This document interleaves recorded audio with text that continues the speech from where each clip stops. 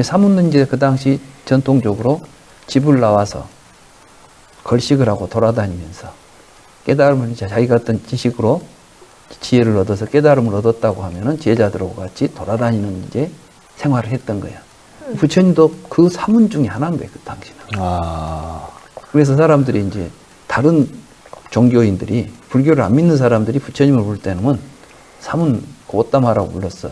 사만나 고따마 이렇게 불렀다고. 그러니까 이제 고따마 사문이라고 불렀어요. 우리가 보통 요즘 이제 스님들을 사문이라고도 하지 않아? 근데 그 사문이라는 말은 본래 인도에서는 그러한 의미를 가지고 있어요.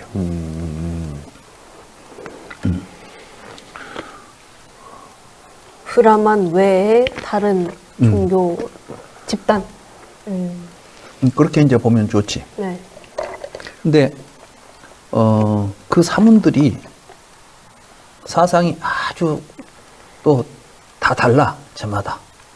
그런데 이제 불경에 보면 6명의 이제 사문을, 대표적인 사문을 부처님이 이제 거론해요. 불경 속에서 거론을 해. 말하자면 그 당시 이러한 사문들이 있었다. 이것이 지금 인도 철학에서는 그 사람들이 문헌을 남기지 않았잖아요. 근데 인도에 그런 철학이 있었다는 것을 알 수 있는 자료가 불경 속에 있는 거예요. 그러니까 이제 인도 사회를 통해서 불교도 이해하지만 불경을 통해서 그 당시 인도 사회도 이해할 수가 있는 거예요. 왜냐하면 그때 만들어진 경전들이니까. 그러니까 역사서 같은 개념이기도 하네요, 그러면. 그럼요. 그리고 이제 이 불경은 고대 이제 초기 불경은 그 당시 사회상을 잘 보여줘요. 이런 사람도 있었고 저런 사람도 있었고 막 그런 걸 볼 수가 있지. 그 당시 사람들이 어떻게 살았는지. 근데 이제 중요한 이제 사상가로 첫째는 이제 도덕 부정론. 그때 우파니샤드에서 업을 통해서 우리가 좋은 업을 지으면 좋은 세상에 간다. 물론 이제 거기서 좋은 업이라는 건 제사예요. 제사를 지내야 뭐가 되니까. 그러니까 이제 제사를 잘 모시면 좋은 세상에 간다는 사상을 가지고 있었잖아. 그것이 이제 발전해가지고 인간의 행위가 곧 업이라는 것으로 발전한 건 이제 불교에서 그렇게 해서 그래요. 그러니까 업이라는 개념 자체가 인간의 모든 행위를 인도에서는 다 업이라고 보지 않았어. 달라. 그 제사 행위를 그렇죠. 업이라고 제사 행위를. 그렇게 제사를 지내면 그 결과가 나타난다 그래서 제사를 잘못 지내면은 좋지 않은 결과가 온다. 이게 이제 인과를 까르마의 인과설은 바로 제사에서 비롯된 거야. 근데 이제 그런 걸 아예 그냥 부정해버리는 이제 사람들이 나왔지. 그런 거 한다고 뭐가 돼? 그러니까 이 세상은 우연한 거야. 죄도 복도 없어. 너희들 좋을 대로 이건 선한 일이다, 이건 악한 일이다 했지만 선악이 어디가 있어. 막 이런 식으로 이제 지 좋을 대로 살면 좋지. 이런 생각을 가지고 나온 사람이 이제 뿌라나 가사빠라고 하는 뿌라나 까사빠라고 하는 사람 도덕을 이제 부정하죠. 이런 사람도 이제 등장하고 또 이제 아지타 빼사깜발린이라고 하는 사람은 이 세상은 눈에 보이는 것만 있는 거 아니야? 이 보이는 것만 있다면은 4가지밖에 없는 거야, 사실은. 그래서 이제 인도에 이미 이 4가지 요소가, 물질적인 요소가 있다고 하는 것은 이미 우파니샤드에서부터 이제 뿌리가 있어요. 말하자면 브라만이 세계를 창조할 때 처음에 욕심을 일으키지. 브라만이 혼자 있다가 다양한 것이 되고 싶어 이런 생각을 일으키니까 속에서 열이 나버렸어. 우리도 욕심을 가지면 막 욕망에 불타지 않아? 그런 것처럼 이제 욕심이 생기니까 열이 생겨가지고 세상에 브라만으로부터 불이 튀어나왔어. 그 세상에 이제 불이라는 게 존재하게 돼. 화. 우리가 불. 그 다음에 이제 뜨거우니까 이걸 식혀야 돼. 그러니까 이제 거기서 다시 또 물이 나왔어.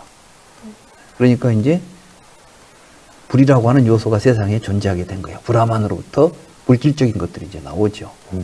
물이 나오고 나니까 물을 먹고 자라는 이제 영양분들이 이제 생겨났어.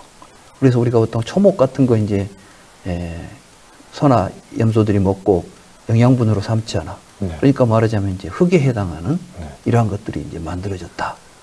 뭐 이렇게 이제 이런 것들이 우파니샤드에 이미 이제 등장하면서 이 세상에는 물, 불, 흙, 그리고 공기 이런 것은 기본적으로 물질적인 것이고 그걸 통해서 이제 그것으로 세상이 만들어지지만 그 안에 정신적 실체로 들어가 있는 게 아트만, 영혼, 브라만이 있다. 이렇게 이제 인도 철학은 형성돼요, 기본적으로. 근데 영혼이라는, 아트만이라는 존재를 실체성을 빼버리고 다만 이런 네 가지 물질이 있는데 이것들이 서로 모여가지고 어찌 하다 보면 정신적 작용은 그냥 거기서 부산물로 나타난다. 요즘 유물론하고 비슷한 이론이 나온다니까. 4대설이야, 그게. 지수, 화풍, 4대설. 이걸 이제 처음 주장한 사람이, 아니지. 누구였지? 여기 보면, 또 생각이 안 나네. 아지타 깨사깜발린. 응? 아지타 깨사깜발라라고 나오지? 네. 이 사람은 이제 지수화풍 4대가 일시적으로 모였다 흩어지는 것이고, 우리가 뭐 생각도 하고 정신적이고 의식적인 활동은 마치 누룩으로 발효를 시키면 없던 알코올 기운이 생기지 않아. 그런 것처럼 우리의 정신 기능은 우리 육체가 물질들이 모여서 변화를 통해서 나타난 현상이다. 이렇게 이제 설명을 하면서 죽으면 그러니까 없어지는 거 아닌가. 그렇지. 이런 게 무슨 의미가 있어. 그러니까 이제 유물론적인 사고방식이 나와서 이런 사람들은 그러면 이 세상을 어떻게 살라 하겠어. 신에게 봉사하고 뭐 베다에서 말하는 착한 일하고 살라 하겠어. 아니면은 그냥 뭐 아무렇게나 살다 죽으면 그만이잖아. 네. 이런 이제 유물론적인 생각을 한 거야. 그래서 이제 도덕 이런 것들은 이제 아까 프라나 까사파는 아예 그냥 도덕 부정하고 멋대로 살자고. 여기는 우리 몸이라는 건 뭐 다 죽으면 흩어지는 것이야. 붙어 있는 동안 사는 것이지. 이렇게 이제 생각하는 유물론이 등장했죠. 그런가 하면 물질만 있는 건 아닌 것 같은데 우리의 생명, 요거는 물질과는 다르게 대체적으로 존재하는 거 아니야? 이런 생각을 가지고 이제 수명이라고 하는, 지바라고 하는, 생명이라고 하는 것을 하나의 실체로서 4대와 더불어서 이제 긍정하고, 그리고 이제 우리가 즐겁고 괴로움을 느끼는 거, 이런 것도 다, 저것이 맛있는 것은 우연히 맛있겠어. 저게 즐거워 좋은 것이 있으니까 좋고. 그게 이제 이제 고락, 즐거움을 주는 것과 괴로운 요소와 즐거운 요소, 이것도 다 요소다. 그걸 우리는 가지고 있다. 그래서 7가지를 이제 주장하는 사람도 나오죠. 이런 사람들이, 여기는 이제, 누구죠? 까짜야나죠? 이런 사람들은 이제 기계적 불멸론이라고 그래. 그래서 뭐냐면 7가지 요소는 아예 안 없어지는 거야. 안 없어지니까 요즘 말하면 원자론하고 비슷하죠. 기계적 불멸론은. 그런데 정신적인 요인들도 다 원자처럼 생각하는 거야.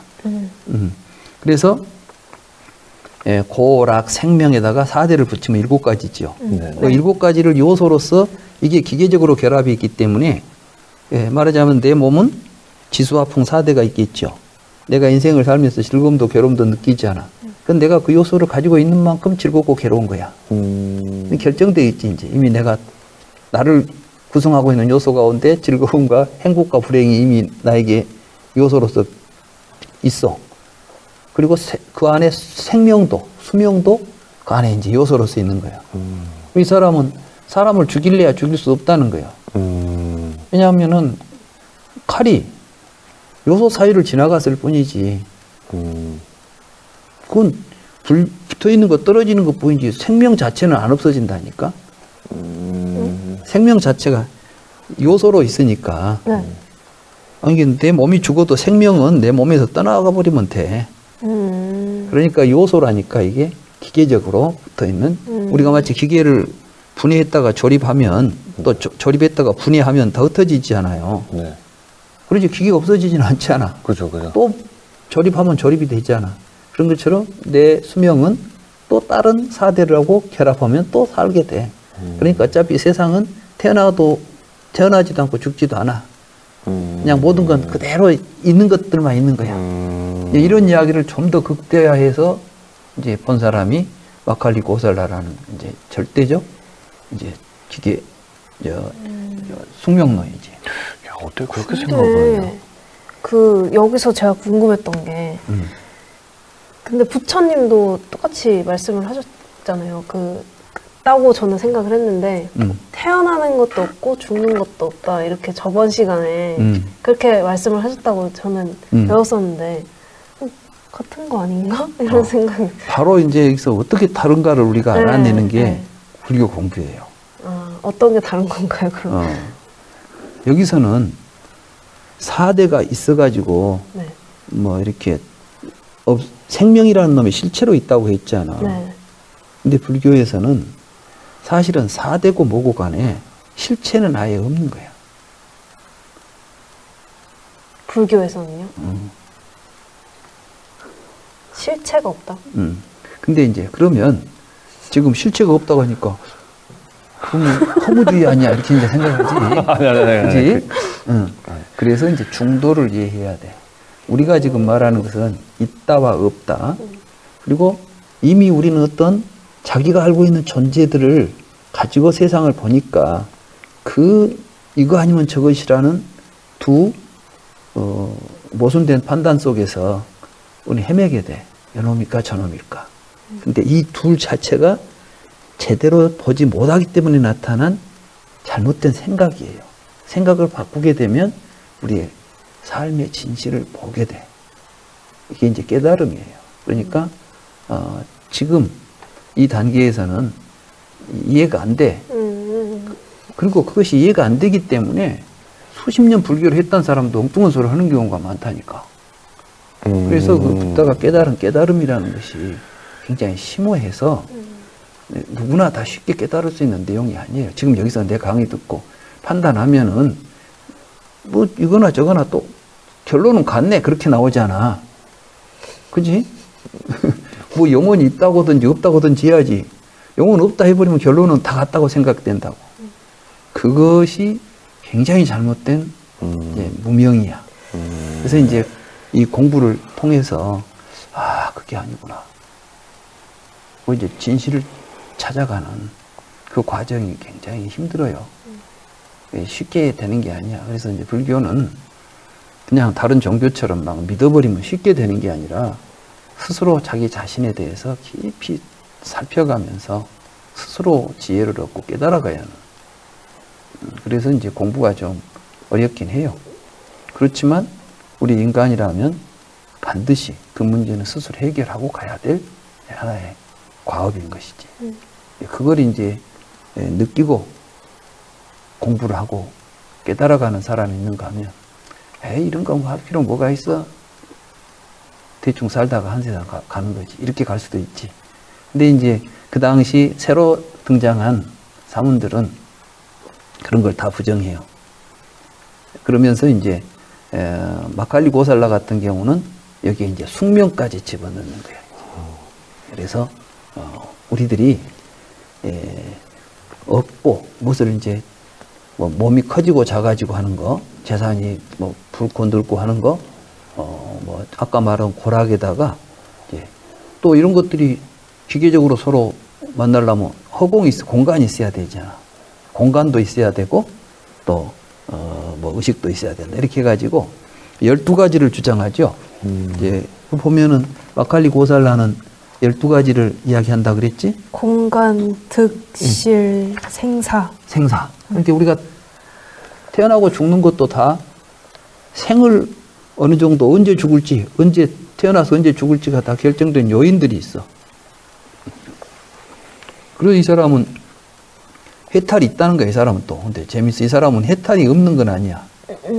해탈은 있는데 그것도 이미 해탈할 날을 우리는 다 결정돼 있어. 그러니까 내가 열심히 노력한다고 해서 빨리 해탈한다거나 뭐 게으르다고 해서 늦어지는 게 아니라 뭐 지선이는 지선이대로 지금 몇백 년 뒤에 해탈하도록 다 결정돼 있어. 그러니까 그냥 결정론이야, 쉽게 말하면. 앞에 이들은 전부 우연론이지. 우연히 만나 터득한다고 봤다면 기계적인 결합은 우연론이지요. 네. 근데 여기는 이제 숙명적인 어떤 숙명 니아트라고 하는 이제 어떤 결정적인 운명을 우리는 또 다 같이 그런 걸 가지고 있어.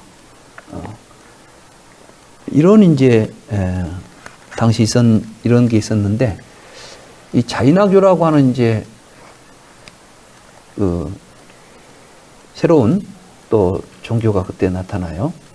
그때 이제 불경에서는 니간타나타 붓다라는 이름으로 등장하는데 뭐 자인화교에서는 마합이라 대영웅이다 이렇게 부르는 이 사람이 부처님하고 비슷한 이력을 가지고 있어.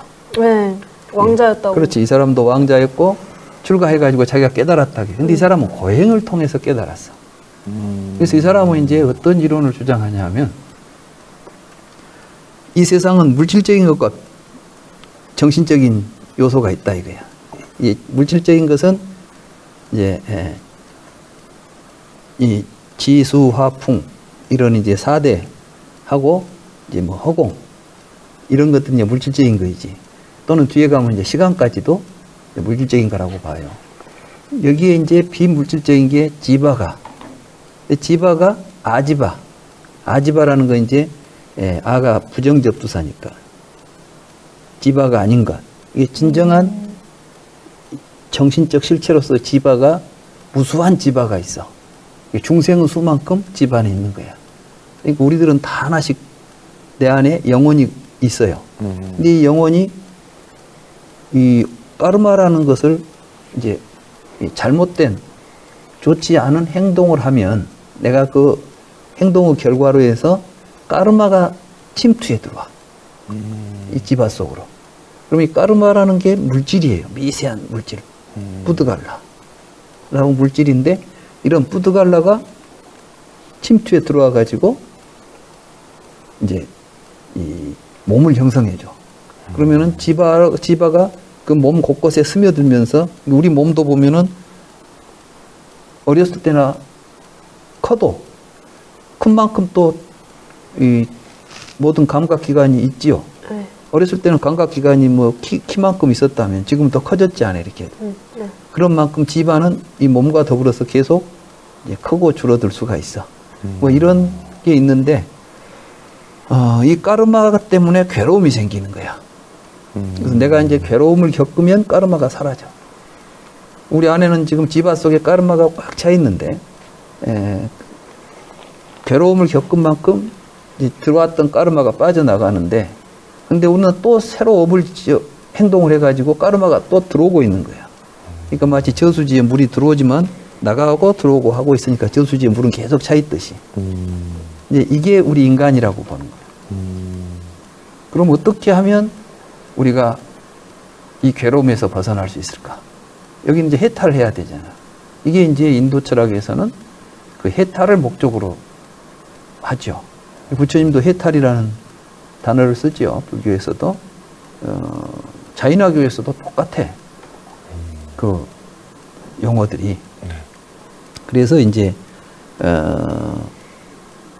우리가 해탈을 빨리 하려면 들어오는 물을 막아야 돼. 그럼 이제 업을 안 지어야 되겠죠? 업을 안 지으려면은 계율을 잘 지켜야 돼. 그러니까 이제 살생하지 않고 도둑질하지 않고 거짓말하지 않고 삿된 음행하지 않고 소유하지 않아야 돼요. 이게 5가지 이제 그들이 말하는 맹서약. 이 서약을 하고 그대로 수행을 하면 더 이상 업은 안 들어와. 그 다음에 안에 있는 업은 빨리 소모시켜야 되죠. 없애버려야 되잖아. 그러려면 이제 몸을 괴롭혀야 돼. 이게 수행이야. 고행주의. 그러니까 이 자인화교의 고행은 뭐 따로 특별한 방법이 없어. 그냥 괴로움을 느끼면 많이 느낄수록 좋은 수행이야. 그러니까 이제 고통을 많이 겪으면 좋다고. 그게 신체적인 그냥 고통. 그렇지. 그러니까 뭐 이 바늘로 막 찌르고 바늘방석 위에서 막 굴러다니고 이런 게 다 이제 고행주의자들. 우리가 보면 옛날에 뭐 인도 수행자들 보면 바늘방석 위에 앉아 있고 막 그러잖아. 이게 다 이제 고행주의자들이 했던 거라. 그리고 막 물속에 들어가서 숨이 막 다 막힐 때까지 참고 있다가 올라오고, 뜨거운 여름에 불 피워놓고 옆에 가서 막 불을 쬐고 있으면 얼마나 뜨겁고 막 괴롭겠어. 하여간 많이 괴로울수록 이제 까르마가 많이 소진된다고 생각해. 아, 그 정신적인 고통도 해요? 고통, 고행도? 아니지, 이제 이런 육체적인 고통을 하면 정신적으로는 오히려 이제 더 맑아진다? 승화된다고 생각하지. 그러니까 몸을 괴롭히는 거지, 그냥. 그래서 단식도 하고. 더 힘들어질 것 같은데. 근데 부처님이 사실은 이런 철학들을 대해서 공부도 하고, 실제로 수행도 하고, 고행도 해보죠. 해보니까 정신이 맑아지는 게 아니라, 이건 이렇게 가다가는 해탈하기 전에 죽게 생겼거든. 그리고 죽고 나면 뭐가 돼? 근데 실제로 여기서는 이제 해탈은 어떻게 일어나냐 하면은 아지바, 몸으로부터 벗어나는 걸 해탈이야. 그러니까 사실은, 그렇지, 죽어야지. 근데 참, 아이러니하지. 그러네요. 그러니까 이제 부처님은 그게 무슨, 그렇게 해서 무슨 필요가 있냐 이거지. 그 다음에 이제, 이걸 보고 이제 깨왈라라고 그래요. 네. 깨왈라라는 건 뭐냐면 독존. 이렇게, 지바, 영혼이 육신으로부터 분리된 거. 그래서 이제 이 사람들은 마지막에 내가 이제 해탈할 때가 됐구나 싶으면 단식을 해가지고 그냥 죽어, 자살해. 그러면 사람들은 막 이제 해탈했다고 막 그러는데 죽었는지 해탈했는지는 알 수 없는 것이지. 이런 것들이 사실 종교는 그렇게 무서운 거야. 종교가 잘못된 종교를 믿으면 죽음을 조금도 무서워하지 않아. 그래서 대개 보면 이제 뭐 자살 많이 하잖아요, 종교적으로. 네. 옛날에 그 인민사원에서 900몇 명인가가 미국 집단 자살했지. 네. 또 그 천국의 문이라고 헤븐스 게이트라고 몇십 년 전에 아마 여러분들은 그 우리나라 그 오대양 그건가? 그 오대양 사건도 있고 헤븐스 게이트는 그 전에 미국에서 있었던 그 천국의 문이라고 하는 웹사이트가 있어요. 헤븐스 게이트라고 하는 웹사이트에 회원들을 모집해가지고 그때 이제 위성이 하나 왔거든. 위성이 날아 들어왔어. 그러니까 그 위성이 헨리 혜성처럼 위성이 아니라 뒤에 꼬리가 있잖아. 그게 이제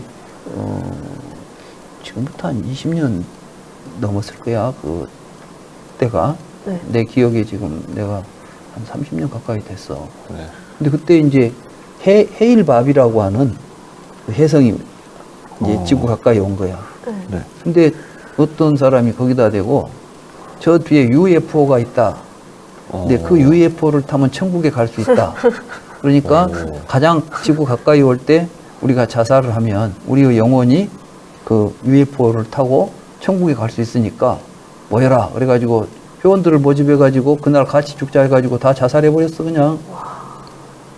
이만큼 사실 종교가 우리를 이제 좀 현혹하면 그런 일들이 실제로 벌어지는 거예요. 뭐 여러분이라고 해서 여러분은 다행히 그런 종교적인 그런 것에 이제 아직 물들지 않았지만은 누가 막 그럴듯한 말로 꼬셔가지고 설득력 있게 이야기하고 옆에 사람들이 막 다 믿고 있으면 나도 믿게 돼. 신천지. 그렇지. 신천지도 그렇고 지금 우리 주변에 있는 모든 종교 현상은 어제 내가 지난 시간에 내가 그 이야기 했죠. 믿을 수 없는 걸 믿는 게 믿음이라고. 그죠. 그러니까 이 맹목적인 신앙은 이렇게 우리를 무지하게 몰고 간다 이야기야. 그래서 붓다가 이제 이런 여러 가지 종교 현상들을 체험하고 얻은 결론은 뭐였냐면 무지에서 벗어나야 된다는 거예요.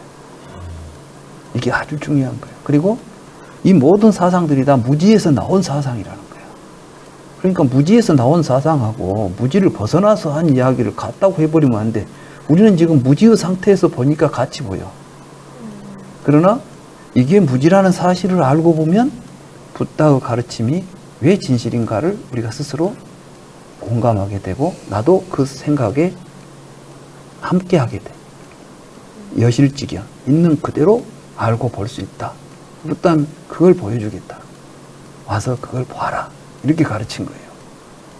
우리는 이제 이걸 우리가 먼저 알아야 돼. 우리 스스로가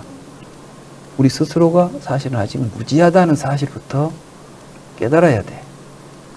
이게 내가 모른다고 생각해야 바르게 알려고 하는 생각이 일어나지 않아요. 네. 근데 이미 나는 내가 알만큼 알고 있고 내가 지금 보고 있는 내 시각이 정당하다고 확신해버리면 사실은 누가 아무리 올바른 이야기를 해줘도 자기가 받아들일 수가 없어요.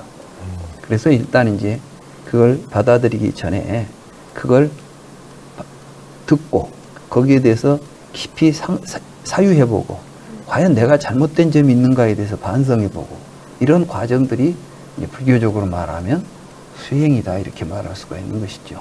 이런 거 저런 거 없이 그냥 뭐만 하면 된다는 식으로 생각하면 참 잘못이야. 아까 뭐 고행주의자들은 고행만 하면 된다. 몸만 막 괴롭히면 된다 해가지고 괴롭히고 있잖아. 그러면 뭐 앉아서 몸만 하고 있으면 된다. 이런 식으로 수행도 굉장히 위험한 거죠. 우리 불교에서도 보면 업장을 소멸해야 된다 그래가지고 막 절을 하면 업장이 소멸된다고 막 기도하자 그래가지고 업장 소멸 기도한다고 해요. 근데 불교에서 업장 소멸은 그렇게 해서 되는 게 아니야. 이 업이 무엇인지 이걸 정확하게 알아가지고 그걸 우리가 극복하는 방법을 알아야지. 우리는 지금 대부분 우리 주변에 이제 불교 이해가 자인화교식 불교 이해가 참 많아서 그래서 내가 이제 그걸 좀 주의를 해야 되겠더라 이런 생각을 하는 거죠. 혹시 뭐 또 읽으면서 질문 공부할 때 저는 그 중도라는 그게 약간 궁금했었거든요. 부처님이 말씀하신 그 중도라고 하는 게 좀 어떤 의미인지. 이 중도는 사실은 가장 설명하기 어려운 부분이 중도예요, 불교에서. 네. 그래서 이 책에서도 이제 중도 이야기가 뒤에 나오겠지만, 네네. 이게 이제 좀 간단히 이야기하자면 뭐냐면, 우리는 세상을 전부 있냐 없냐 이 둘 중에 하나로 판단하려고 해. 근데 그 판단 자체가 잘못됐다는 것을 깨닫고 그 두 모순된 판단의 구조에서 벗어나는 걸 중도라고 그래요. 그러면 그럴 수도 있지 약간 이런 건가요? 아니 그럴 수도 있지가 아니라 네. 그렇구나라고 이렇구나라고 실상을 이제 제대로 보게 되면 네. 저건 잘못 보고 있었던 것이구나라고 깨닫게 되는 것이지. 그러면 사실상 약간 진리 같은 개념인 거네요. 중도라고 하는 게. 중도는 진리를 보는 관점이죠. 내가 이제 이쪽에서 보냐 저쪽에서 보냐에 따라서 우리는 우리가 지금 보는 모든 것은 하나의 관점을 가지고 보고 있어요. 근데 관점을 해체하라는 거야. 네네. 그리고 보라는 거야. 이게 이제 중도예요. 그래서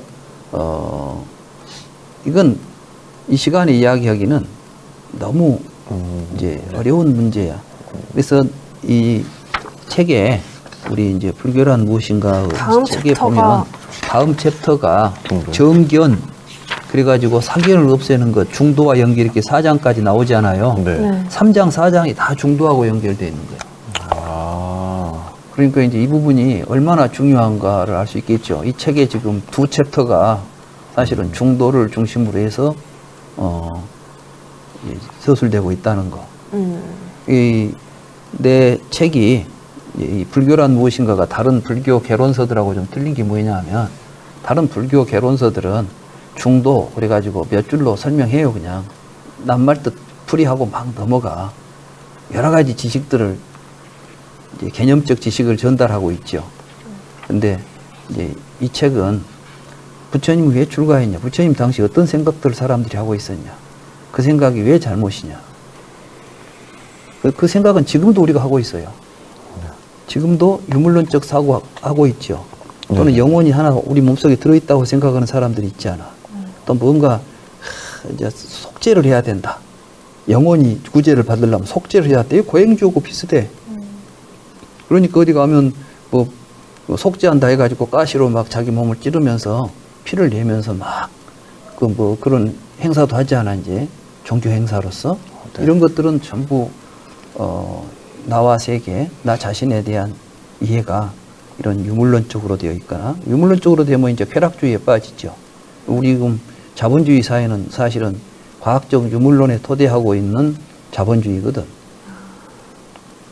그러니까 이 자본주의 사회에서 우리들을 육체적인 것 이상으로 더 이상 뭘 보지 않지 않아. 뭐 정신적인 영역은 알아서들 하세요고. 야, 네가 원하면 하나씩 뭐 신념을 갖는 게 이게 보통 자유라는 이름으로 이제 종교의 자유, 사상의 자유 그러면서 생각은 마음대로 하세요. 확실한 거 몸뚱어지 않아요. 이거잖아. 그래서 이 몸에다가 맛있는 것 주려면 맛있는 것 먹이면 행복하지 않아요. 그러니까 이제 뭐 맛있는 건 먹어라, 보기 좋은 건 입어라 이렇게 해가지고 이게 모든 이제 상업 이런 걸 이제 화려하게 만들어 놓으면 문화가 발전했다 이렇게 보고 있잖아. 이런 건 알고 보면 이제 유물론에 기초. 그것도 과학이라는 또 학문이 뒤에서 이제 뒷받침해 주니까 과학적 유물론이라고 볼 수 있는 것이지. 근데 이제 20세기 들어와서 그 과학적 유물론 자체가 이제 흔들리면서 사실은 변화가 오고 있어요. 근데 이제 불교는 이제 바로 그러한 과학적 유물론을 극복하고 그렇다고 해서 영원 실제론 뭐 이런 것까지도 극복해서 중도에서 있는 그대로 보는 새로운 시각을 우리에게 보여주지요. 불교가. 그래서 이제 새로운 시대를 맞이하는 사람들이 불교에 관심을 가지고 불교 공부를 좀 해봐야 된다. 그래서 과연 불교는 뭘 우리에게 보여줄까 궁금하죠? 네. 분명히 궁금해요. 그리고 약간 궁금한 게 많아요. 여러분들이 이제 이 공부를 같이 나오고 아마 책을 다 보게 되면 상당히 새로운 시각을 얻을 것이라고 생각이 돼요. 근데 아까 말씀하셨잖아요. 한 10년, 막 몇십 년 이렇게 공부하신 분도 좀 헷갈려 하시거나 잘 모르는 경우가 있다고. 근데 그게 평균적인 건가요? 네. 평균적인 게 아니라 네. 사실은 지금까지 불교 이해가 근본적으로 잘못되어 와서 그래. 이제 좀 외람된 이야기긴 하지만은 네네. 내가 박사 논문을 쓰면서 기존에 그동안 불교가 얼마나 잘못되어 있는가를 내가 이제 보게 된 거지. 우리 이제 박사 논문을 쓰게 되면은 기존의 학자들의 가장 최고의 불교 네네. 지성인들의 그 사상을 내가 이제 참고해서 썼을 거 아니야. 네네네. 그것들이 잘못됐더라는 거예요. 그래서 이제 사실은 붓다 나라를 만들고 네. 불교 운동을 하자고 한 것은 네. 나는 출가한 스님도 아니고 네. 일반 사람인데 이런 일을 해야 되겠다고 마음 먹은 게 불교가 그렇게 지금까지 왜곡되어 있었기 때문에 중도를 제대로 못 보고 있었기 때문에 그래서 이제 이런 걸 제대로 보고 갈 수 있도록 한번 해보자고 시작한 거예요. 그리고 이 공부를 시작한 많은 사람들이 여기 와서 공부를 하면서 그런 눈을 뜨게 되고 거기에 대해서 이제 확신을 갖게 되고 함께 공부하게 됐죠. 그래서 붓다나라라고 하는 이런 단체도 만들었고 또 불교대학도 열자고 하는 것도 네. 이제 그 불교에 대한 역사와 문화에 대한 더 폭넓은 이해를 가지고 불교를 제대로 보도록 하기 위해서 우리 불교학계의 그 역사나 문화 쪽에 아주 최고의 석학들을 모시고 그분들의 강의를 들은 다음에 나하고 같이 이제 또 이런 불교의 기본적인 입장들을 공부하게 되면 분명히 쉽게 그 부처님을 깨달은 그 깨달음 세계에 함께 갈 수 있을 것이다. 이 생각을 하는 거예요. 뭐 우리가 이제 일반적으로 우리가 삶 속에 뭐 사상이나 이런 게 얼마나 작용할까 그런 건 우리가 별로 못 느끼죠. 나는 무슨 사상을 갖고 있다는 생각은 안 해봤지 모두. 네. 근데 저는 오히려 생각보다 좀 이렇게 이것들이 되게 제 이제 주위랑 이야기 하다 보면서 많이 들은 거나 이런 생각을 가지고 사는 것들이 여기 많이 있다고 생각했거든요. 그 여러 종파들의 그것들을 저희가 철학적으로 이론은 몰라도 그냥 나는 그런 식으로 생각하고 살아를 이야기를 할 때 이런 걸 기초적으로 이야기를 많이 한단 말이에요. 뭐 유물론이라든지 네, 유물론이라든가 뭐 운명론이라든가 뭐 그런 거를 본능적으로 맞아, 우리가 맞아. 나는 이렇게 생각하고 살 거야. 나 이렇게 생각해. 뭐 이렇게 이야기하면서 그래서 되게 좀 신기하기도 하고. 네, 그게 이제 중요한 거야. 네. 뭐냐면 우리가 이제 그거로 이번 시간에 그걸 알았다면 굉장히 중요한 건데 네. 나는 내가 알든 모르든 네. 어떤 철학의 기초에서 살고 있는 거야 사실은. 그러니까요. 네. 그러니까 네네. 그게 신기해요. 네. 그렇지. 네. 네. 그게 인간이에요. 다른 동물들은 본능에 의해서 살아. 이게 이제 말하자면 다른 동물들은 이미 태어날 때 다 똑같이 만들어져 갖고 나와.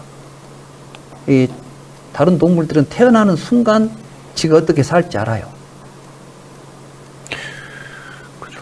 그런데 사람은 태어나서는 아무것도 못해. 살면서 배우면서 자기를 자기가 스스로 만들게 돼 있어.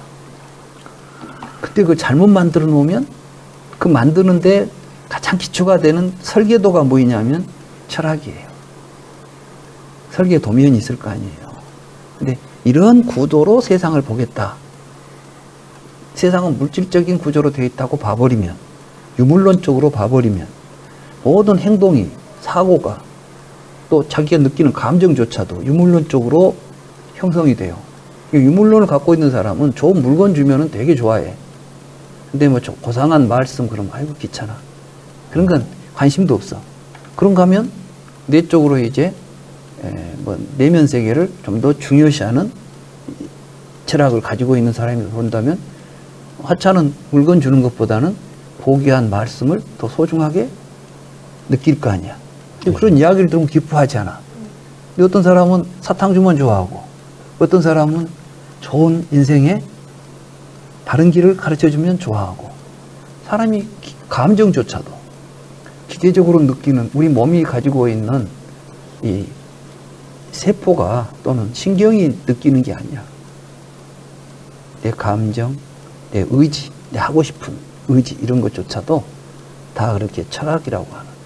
그래서 붓다는 바로 그런 바른 철학을 우리에게 깨우쳐서 알려준 분이라고 말할 수 있어요. 그거이 보편적이고 다른 철학과 비교되고 상대적인 것이 아니라 최고의 철학이고 누구나 다 결국은 동의할 수밖에 없는 절대적 진리성을 가지고 있기 때문에 종교라고 부르는 거지, 이제. 그 차원에서. 불교를 종교라고 부르는 것은 다른 종교처럼 신앙을 위주로 하기 때문에 종교라고 부르는 거 아니에요. 불교는 스스로 붓다처럼 깨달아서 최고의 진리를 가지고 인생을 바라볼 수 있도록 한다는 의미에서 종교인 것이지.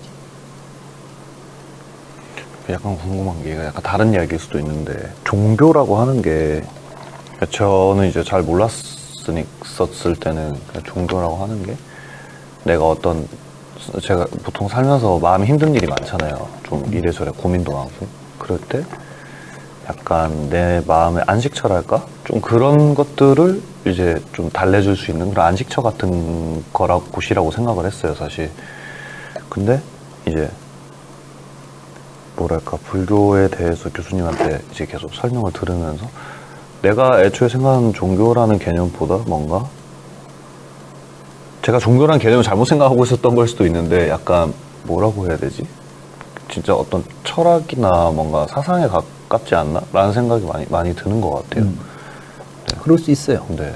근데 뭐 내가 잘못 생각한 것이 아니라 네. 그건 이제 또 우리 수영 씨가 네네. 가지고 있는 종교관일 수 있는 거야. 이게 종교가 무엇이다라고 말할 수 없어.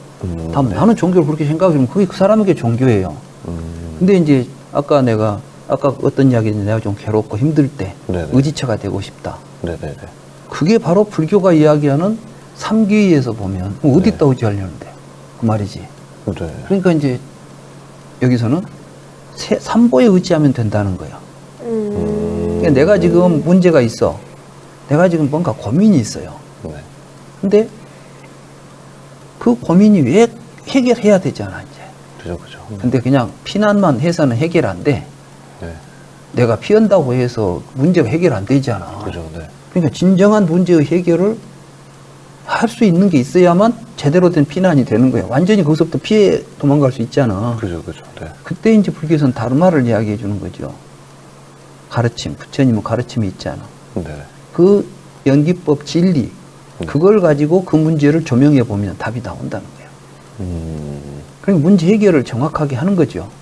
근데 이제 신앙은 어떻게 하냐 하면 그냥 믿고 그냥 맡겨버리지. 해결해 주세요. 이렇게 이제 하면 순간은 좀 안심이 되지. 그렇지만은 해결은 안 돼. 근데 그 사람들은 끝까지 믿기만 해. 그러면 결국 죽으면 해결이 되지, 이제. 그럼 이제 마지막 죽는 순간 하나님은 나라에 가겠지 하고 죽을 수는 있겠지. 근데 그거는 하나도 해결도 안 나고 평생을 고통 속에서 기도만 한 거야. 그런 이제 불교는 종교를 그렇게 보면 안 된다는 거야. 진정한 종교라면 그 문제를 해결을 해줘야지, 현실에서. 현실에서 지금 여기서 해결할 수 없는 문제는 그거는 해결이 아니에요. 그거는 착각이지. 근데 이제 종교가 부처님 당시에 다른 종교들이 다 착각을 유도했던 것 아니야.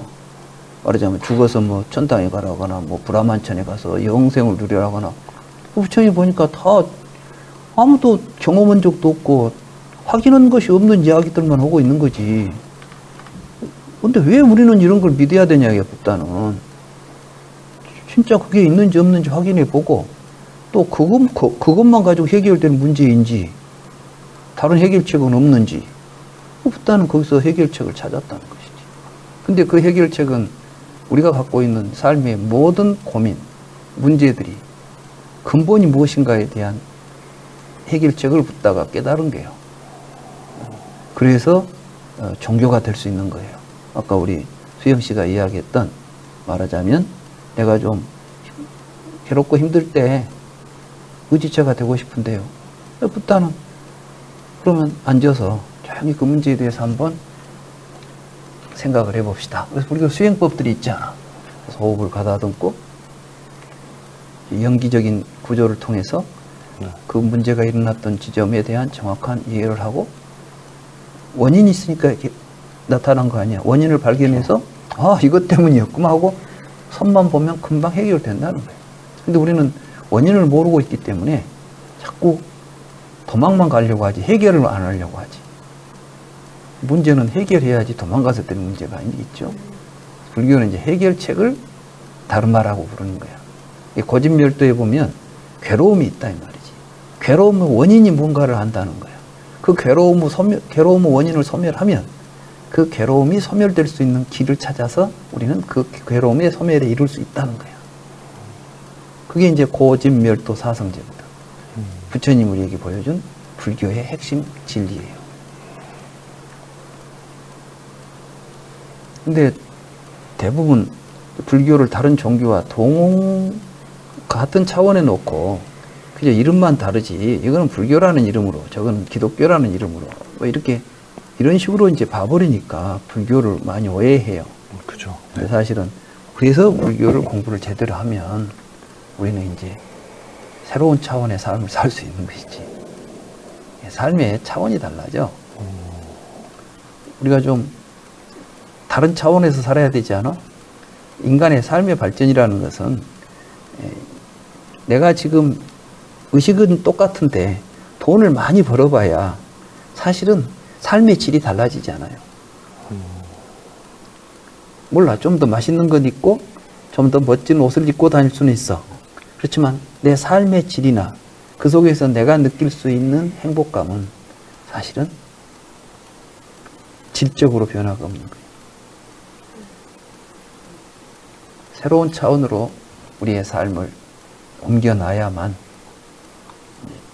질이 다른 세계를 볼 수 있는 거이지. 또 뭐 이거는 아까 여쭤본 거고.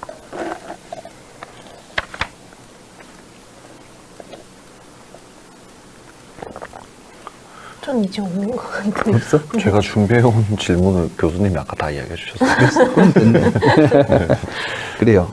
네. 오늘은 우리가 이제 부처님 당시 인도 사회에 이런 아리안족들을 침략 이후에 형성됐던 베다라는 문헌을 통해서 형성되었던 역사적인 상황.